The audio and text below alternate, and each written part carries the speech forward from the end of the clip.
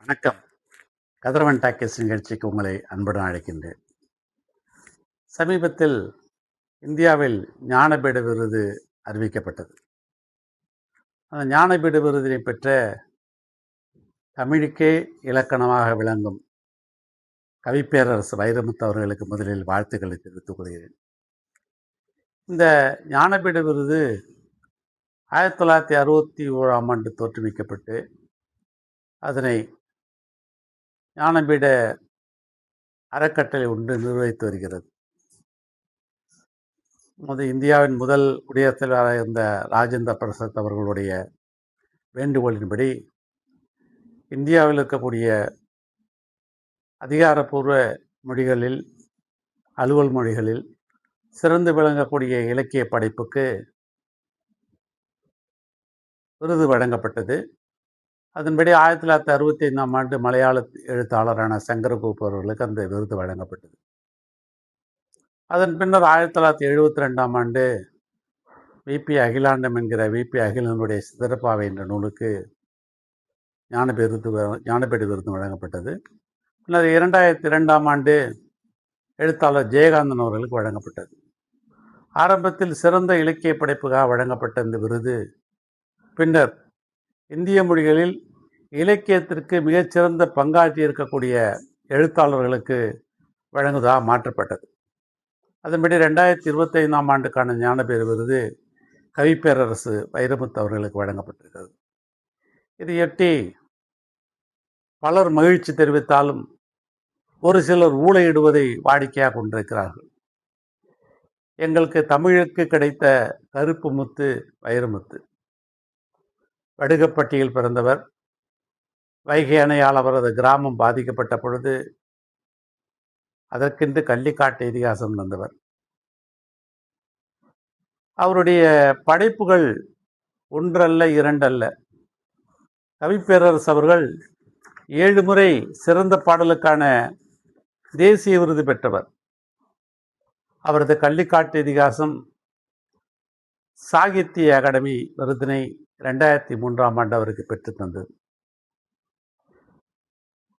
அவருக்கு பத்மபூஷன் விருதும் 2003 அளிக்கப்பட்டது. பத்மஸ்ரீ விருது மன்னிக்கும். பின்னர் பத்மபூஷன் விருது முதலாக தமிழகத்தில் 1986 அவருக்கு கலைமாமணி விருது வழங்கப்பட்டது. இப்பொழுது அவருடைய மகுடத்தில் ஒரு கல்லாக இந்த ஞானபீட விருது வழங்கப்பட்டிருக்கிறது. இந்த விருதினை அளித்ததால் அந்த ஞானபீட விருதுக்கு தான் பெருமை. கவிப்பேரரசுக்கு அளித்த விருது நாங்களெல்லாம் தமிழுக்கு அளிக்கப்பட்ட விருதாக கருதினோம். கவிப்பேரரசு அவர்கள் நவீன இலக்கிய சிந்தனை கொண்டவர். திராவிட இயக்க கொள்கைகளை தனது கவிதைகளில், நூல்களிலும் வெளிப்படுத்தியவர். அது மட்டுமல்லாமல் பாரம்பரியமான தமிழ் மரபினை தனது கவிதையில் இன்னும் தாங்கி பிடித்திருக்கக்கூடிய தமிழ் துறையுலகின் ஒரு புகழ்பெற்ற பாடலாசிரியர், கவிஞர், நாவலாசிரியர். அவருடைய கவிதைகள், கவிதை தொகுப்புகள் பல நூல்களாக வைரமுத்து கவிதைகள் என்ற தலைப்பிலே வெளிவந்திருக்கிறது. 40க்கும் மேற்பட்ட அவரது கட்டுரைகள் ஆகிய அவருடைய படைப்புகள் என்பது மிகச் சாதாரணமானதல்ல. வடுகப்பட்டியில் பிறந்து தனது கல்லூரி படிப்பை சென்னை பச்சையப்பன் கல்லூரியில் படித்தவர். தனது 12வது வயதிலேயே அவர் கவிதையாக்கக்கூடிய ஒரு திறமை பெற்றவர். அவருடைய 2வது படைப்பாக 19வது வயதில் வைகறை மேகங்கள் என்ற முதல் பாடல் திரட்டு வெளியிடப்பட்டது. 1979 திருத்தி எழுதிய தீர்ப்புகள் என்று 2ஆம் படைப்பாக அவர் வெளியிட்டார். இப்படி பல்வேறு நூல்களையும் நமது கவிப்பேரரசு அவர்கள் தமிழுலகுக்கு கொடுத்திருக்கிறார். கள்ளிக்காட்டு இதிகாசம் இதனால் சகல மாணவர்களுக்கு, இந்த பூக்கள் விற்பனைக்கல்ல, இந்த குளத்தில் கல் எறிந்தவர்கள், ஒரு போர்க்களமும் 2 பூக்களும், காவி நிறத்தில் ஒரு காதல், என் பழைய பனை ஓலைகள், இன்னொரு தேசிய கீதம், வைகறை மேகங்கள், இரத்த தானம், சிற்பியே உன்னை செதுக்குகிறேன், எல்லா நதியிலும் என் ஓடம், திருத்தி எழுதிய தீர்ப்புகள், கவிராஜன் கதை,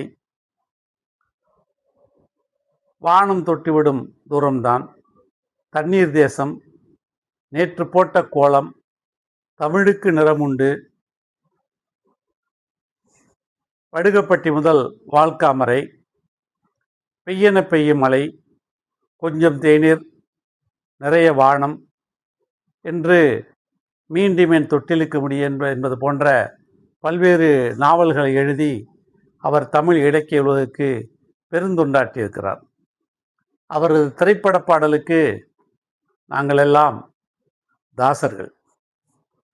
ஒரு முறை முதலாக கவிப்பேரரசு அவர்களை சந்தித்த பொழுது நான் அவரிடம் சென்று உங்கள் பாடல்களுக்கு நான் தாசன் என்று கூறிய பொழுது, கண்ணதாசன் என் பாடலுக்கு தாசனா என்று அடுத்து மறுமொழி தந்தார். எப்பொழுது அவரை அழைத்தாலும் உடனடியாக தொடர்பு கொள்ளக்கூடிய மிக எளிமையான வாழ்க்கையை வாழக்கூடிய ஒரு உயர்ந்த கவிஞர். அவரை பற்றி ஜெயமோகன் போன்ற மலையாள நாயர்களெல்லாம் இழிவுபடுத்தி பேசுவதை தமிழ் உலகம் பொறுக்காது. ஜெயமோகன் ஒரு எழுத்தாளராக இருந்துவிட்டு போகட்டும், அதை பற்றி பரவாயில்லை.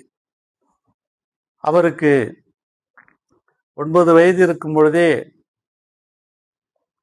கவிப்பேரரசு 9 வயது இருக்கும் பொழுதுதான் இந்த ஜெயமோகனை பிறந்திருக்கிறார்.